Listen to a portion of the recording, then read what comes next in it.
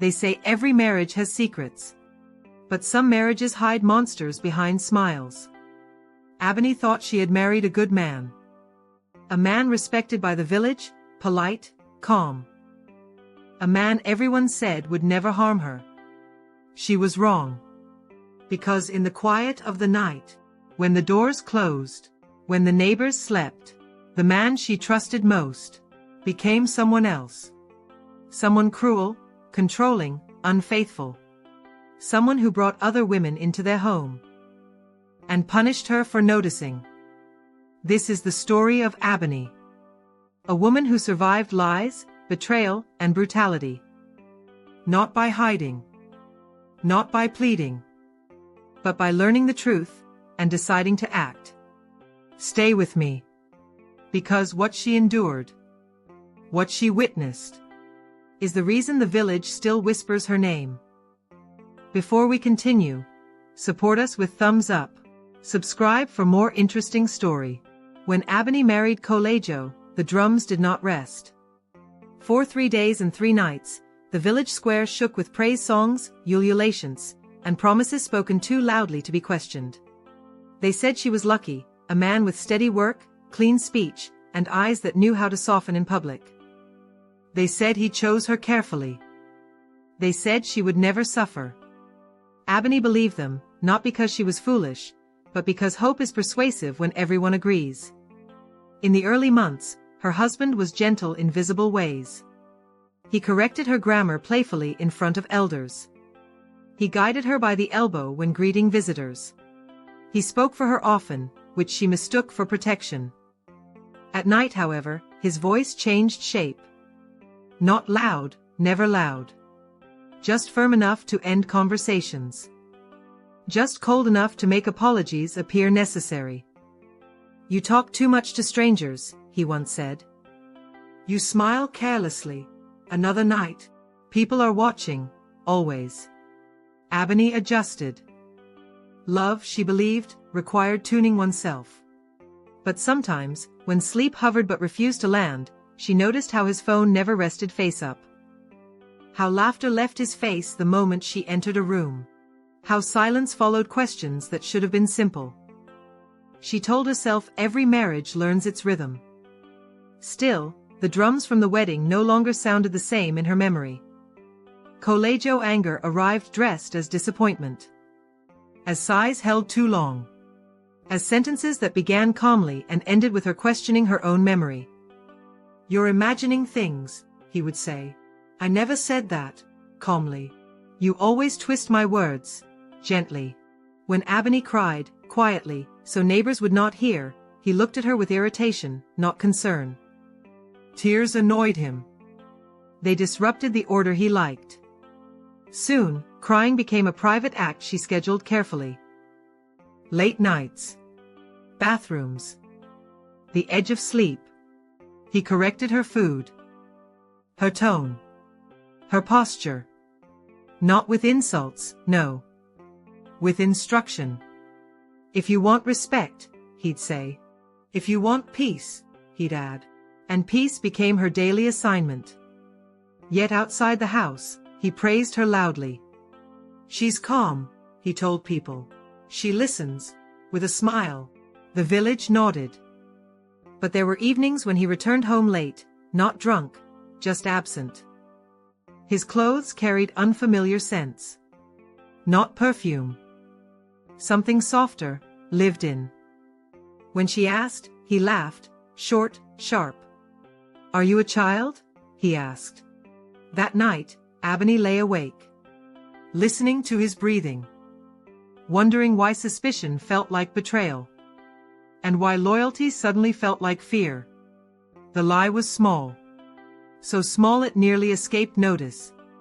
He said he was visiting a cousin. He said it casually, already reaching for his keys. But later that evening, Abony heard the cousin's voice laughing across the road. Present. Home. Her chest tightened, not with certainty. With confusion. When Colejo returned, she mentioned it lightly. As a joke. As a question that wanted to be harmless. His reaction arrived too quickly. Too sharp. Why are you tracking me? He snapped. Is this what marriage is to you? The room changed temperature. Ebony apologized, immediately. Automatically. Her mouth knew the routine even as her mind lagged behind. Later, alone. She replayed the moment. The speed of his anger. The way truth had been redirected until she stood guilty without evidence. That night, she noticed something else. A name flashing on his phone, disappearing too fast to read. She did not ask. Instead, she folded silence neatly, placed it beside her patience, and slept with one eye open, not for danger, but for understanding. For weeks after, Colegio was kind. Almost tender. He brought gifts, small, thoughtful. Spoke softly. Touched her shoulder in passing. The house breathed easier. Ebony felt foolish for her doubts. Grateful for the peace. Ashamed of suspicion. This was how the trap tightened, not with cruelty, but relief. Yet even in calm, there were signs. His kindness arrived in bursts. Ended without explanation. And when it ended cold. One night, she asked about children. About the future. He laughed, not warmly. Let's survive today first, he said. Something in his tone closed a door. So, Ebony hoped. Hope is stubborn that way. Houses remember things people pretend not to. The walls heard arguments whispered through clenched teeth. They heard apologies spoken too often. They heard footsteps leaving late. Returning early. Ebony began to notice patterns, not proof. Patterns. The phone locked. The smiles rationed. The affection conditional. And deep inside her, beneath obedience, beneath fear, a question began to form. Not loudly, but persistently. If love requires me to disappear, what exactly am I preserving? The walls had no answer. But they listened. It was not the laughter that changed things. It was time. Colegio began losing hours. Not occasionally. Regularly. He left early without explanation. Returned late without apology. When Ebony asked, his answers shortened. Work. Meetings. Traffic. Each word closed a door. Meals went cold more often. Conversations expired halfway. Once, she waited with food until night folded fully into morning. He returned humming. Humming. The sound struck her harder than anger ever had. When she mentioned the food, he frowned. Why didn't you eat without me? He asked. As if absence were her fault. That night, Ebony understood something new. The unnamed woman was not stealing affection. She was stealing priority. The market woman noticed first. Your husband no longer sends you himself, she said casually. Ebony laughed politely. But the comment stayed. Soon, requests became humiliations. Is that all you do with money? Can't you manage anything? Meanwhile, new shirts appeared.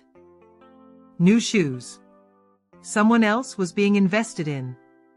In public, he elevated her. She's patient, he told elders. She understands marriage, smiling. At home, punishment arrived quietly. Silence for days. Withholding touch. Withholding explanation. Once, after she questioned his lateness, he did not speak to her for 3 nights. The 4th morning, he said calmly. Have you learned? The question froze something inside her. This was no longer misunderstanding. It was training. The mistress began to leave traces.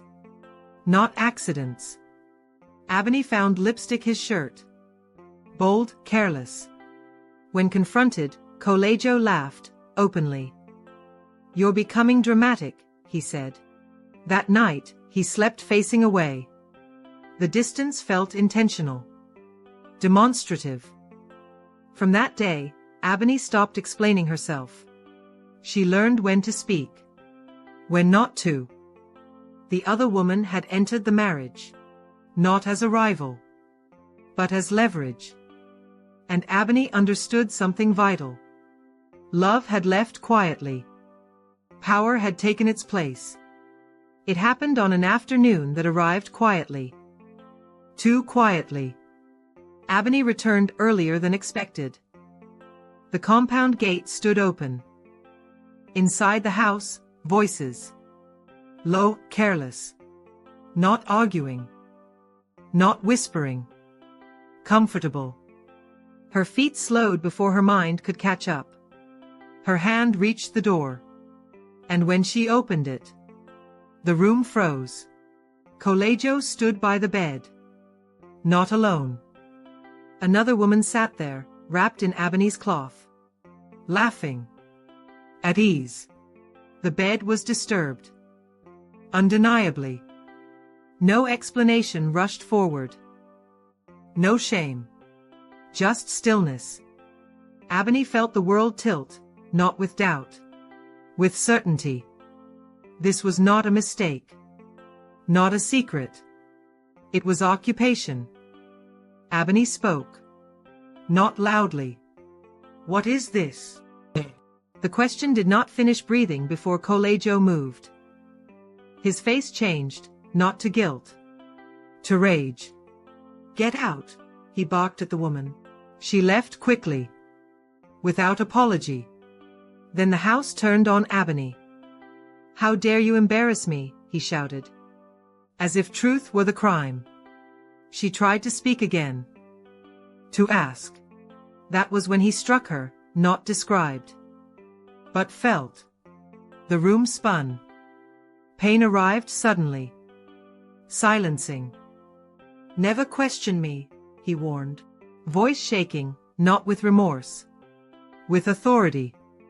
Ebony curled inward, protecting more than her body. Protecting what remained of her dignity.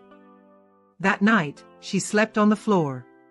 Not because she was told. Because the bed no longer belonged to her. Morning did not bring apology. Colegio ate calmly. As if nothing had happened. Ebony moved slowly. Carefully. Her body remembered what her mouth could not say. When she avoided his eyes, he smirked. Now you understand, he said. Understand. The word echoed. Later, she heard laughter again, outside. Another visit planned. This time, she did not cry. She wrapped her pain in silence, not submission. Storage. The village would soon hear. But not from her mouth. The truth has weight. It bends its way out. Bruises were noticed, not described. But recognized. Neighbors whispered. Elders asked. Colegio denied. Smiled. Blamed. But stories began to align. Women he brought. Times. Witnesses. The mask cracked. Ebony did not argue. She waited. Ebony sat alone that night. The house was quiet, but the air felt heavy. He had gone out, a week without returning. Her body ached, not just from past punishments, but from the fear, the shame, the questions that clung to her like shadows. She thought of leaving. A small suitcase in her mind, packed carefully, silently. Escape whispered to her, gently. But then came the weight of society. What will people say? She asked herself. Who will marry me now? How will my family see me? The village. The words pressed on her chest. Every potential step forward seemed to carry judgment. Her community, her family, even strangers, all of them watching, all of them waiting to label her. And so she stayed. Outwardly obedient. Inwardly calculating. Her silence was no longer fear alone. It was planning. She did not cry this time. She did not plead. She only listened. Every sound from outside, every passing footstep, every distant laugh. And she waited. Weeks passed. Then, one afternoon, a neighbor whispered something she had feared to know. Colegio had another family. 2 children. A woman who lived outside their compound. A life he had hidden carefully, until now. The anger that rose in Ebony was not loud. It was sharp. It cut through the fatigue, the fear, the shame. He had spent weeks away, flaunting his arrogance, his new life.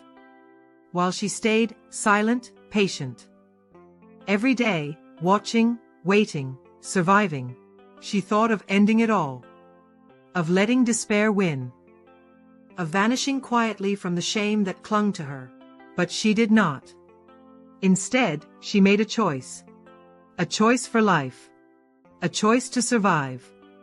She would leave. Broke. Poor. But alive. The morning she left, Ebony walked lightly. Every step measured, every glance backward contained restraint. The walls she had lived in, that had witnessed her suffering, now felt like witnesses to liberation. She packed only what she could carry. No gold, no jewels, nothing but essentials and memory. Her heart beat quickly. Not with fear. With purpose. She did not say goodbye. She did not ask permission. The house would hold the man who had made it a prison. Outside, the sun was indifferent. Birds sang. The world continued as though her pain had been invisible. But inside her, a storm had cleared. Her mind was sharp. Her resolve firm. She carried only what she could not lose, herself. For the first time in years, Ebony felt free, if not yet safe. Life outside the house was brutal. She had no money. No home. No support. Neighbors whispered, some out of curiosity. Others in judgment. Her reputation, long built on obedience, was now tainted by rumor. Yet every morning she rose. Worked quietly. Found food, shelter, survival. Each day was a test. Each night a relief. Her body ached, her spirit was tired. But she was alive. And each small victory, a meal, a roof over her head, a smile, reminded her. Freedom, even in poverty, was better than submission in fear. Even as she survived, memories haunted her. His laughter, his smirk, the bed that was no longer hers. She remembered the blows, the humiliation. The other woman, the secret life. The week he disappeared without a word. 4 months, she replayed each moment. Sometimes in tears. Sometimes in quiet fury. And slowly, she realized that her life now belonged to no one but herself. No man, no shame, no societal chains. But the question remained. Would justice ever arrive? Would the man who destroyed so much of her life face his reckoning? Years passed. Ebony rebuilt herself slowly, quietly. Then one day, news arrived. The man, her husband, had contracted an incurable disease. The woman he had hidden, abandoned him in the hospital. She sold his property. And left with another man. Ebony felt no joy. Only quiet acknowledgement. The world had a way of balancing itself, eventually. The man who had been cruel, arrogant, and abusive, had lost everything he had built through lies and betrayal. And she was alive. Whole in spirit. Free from fear. Ebony often sat quietly, thinking of those who endure silently. Those trapped by fear, by stigma, by what will people say? She knew now that staying silent can cost life, spirit, and dignity. And that leaving, even broke, even alone, is sometimes the bravest act of all. She whispered warnings to young women. To those about to marry.